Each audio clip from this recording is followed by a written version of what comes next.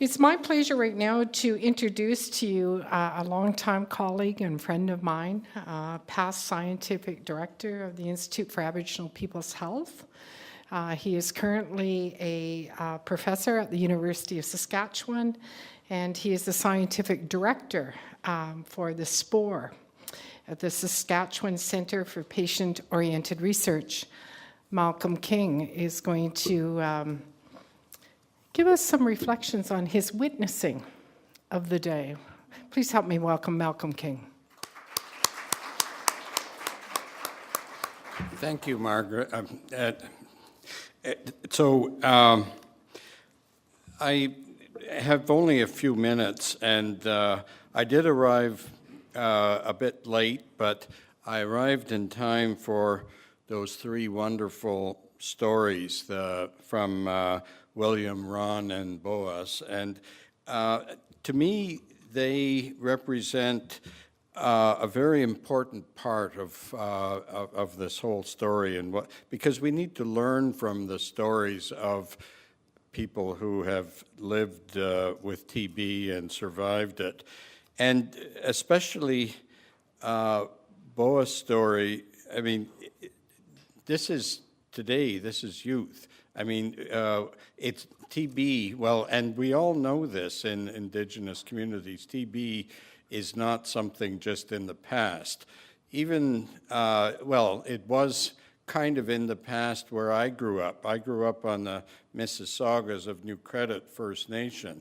It was something that was very much present when I was a kid. I was exposed to TB in an Indian hospital, and I became skin test positive.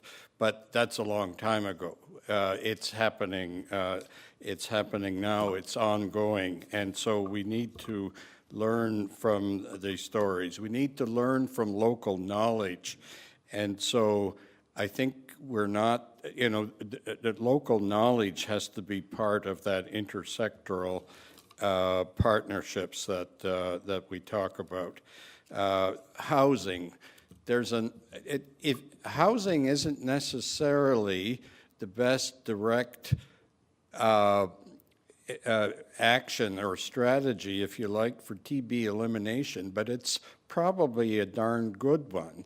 And we should pay attention to it because good housing has a whole lot of other effects. It has effects on mental health and wellness. It has effects, of course, on respiratory viruses just as much as respiratory bacteria. There's a lot of other things that addressing housing. So just because, and that's where you really need the multi-sectoral approaches. We need people with mental health expertise to come in and tell us how it's important to improve our housing. We need people in the viral diseases area as well. It's not just tuberculosis. But in the next couple of minutes, I actually want to bring some thoughts about determinants of health. We've heard a lot about the social determinants of health. I lecture on this stuff quite often. There's also the Indigenous determinants of health that go beyond the WHO determinants of health that we all know, the poverty, the education, housing, social structures, and so on.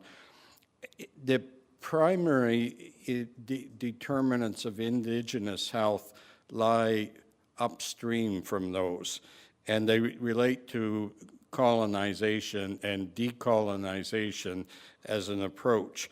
It's things like self-determination, which we've heard about. It's about connectedness with land, language, and culture.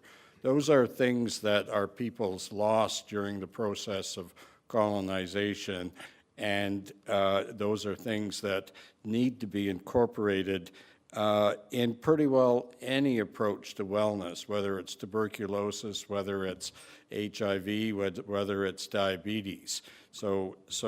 And I was impressed with that slide that you guys showed just recently about collaboration. Collaboration is extremely important, but it's got to be done in a respectful way, because it looked as though collaboration ends up being a loss of independence, a loss of self-determination. That's just not acceptable to any Indigenous group that I know. So we need to find ways to bring together collaboration in a respectful way that incorporates and respects the need for self-determination. That's just about the most primary determinant of Indigenous health. So we heard about the treaties. Thank you for talking about the treaty between the Mi'kmaq and the British in 1725. There was an even earlier one between the Haudenosaunee and the Dutch in 1613, more than a century before. And it was one of the original treaties of respect, friendship, and non-interference. That was the other thing. It's about 2 rows of purple beads, one representing the sailboats of the Europeans and the other one representing the canoes of the Haudenosaunee, the Iroquois. And the whole point of it was not only that respect and friendship, but a promise not to interfere with the other person's, with the other nation's boat, but to learn from each other. That's where the friendship and respect. So I think collaboration is clearly very important. We need to have collaboration, but it has to be done in a way that respects self-determination.